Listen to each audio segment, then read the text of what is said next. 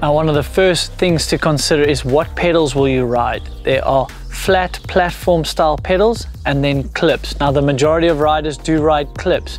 If you're new to the sport, it's often a good thing to go out on the flat style pedals and gain a little bit of confidence. Then move over to clips. Practice in the parking lot, clipping in, clipping out. Clips is mainly used for cross country, trail riding, but some of the world's best downhillers also ride clips. It helps you deliver more power to the pedal and more stability in the rough terrain. Let's chat about suspension. Now, your bike should come with factory base settings. That is a great place to start, and it might feel like an intimidating subject to tackle. So when it comes to the settings on your suspension, i.e. the rebound or the compression, this is where I think you guys should experiment. You've got your base settings you can always come back to. So why not try a few different things? The rebound, that is kind of, if I were to simplify it, how lively your bike is. So why don't you turn the rebound all the way to the slow side, see what the bike feels like. Then turn it all the way to the fast side and see what that feels like. You might want a little bit different setting to that factory setting. Same as compression and the same as the recommended sag that you've been told to run. Play around with a few things. Now, when we're talking about suspension, it often really is important to think about what trail you're riding. So after you've tested your base settings on your local trail, are you riding smooth trails? Are you riding fast trails as well? That's when you can maybe stiffen the suspension. Are you riding pretty rough terrain, slower terrain? That's when you maybe want to soften the suspension a little bit to help with your traction.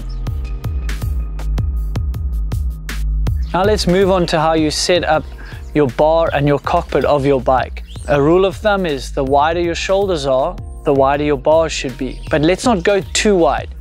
It does add stability to your ride, so it's definitely something to play around with.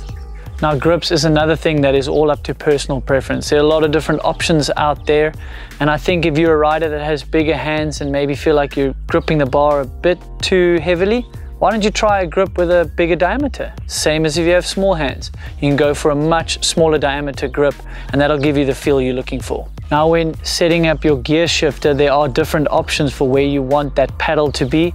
You obviously don't want it too close to your thumb or your knuckle because it'll be a little bit difficult to get away from braking to shifting. So play around with that.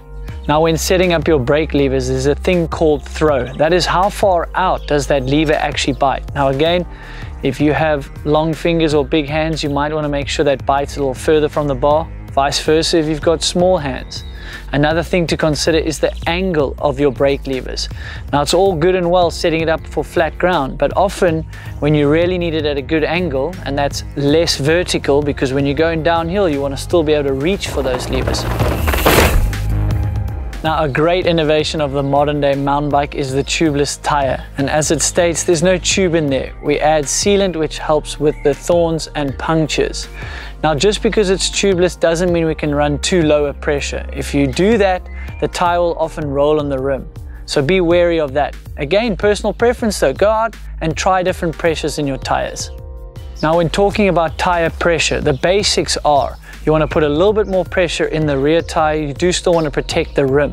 Now, the front tire, you can come down a little bit on pressure. That's going to help with the grip. Now guys, go out and experiment for yourself. If you're riding cross country and it's not too rough terrain, you can decrease that pressure.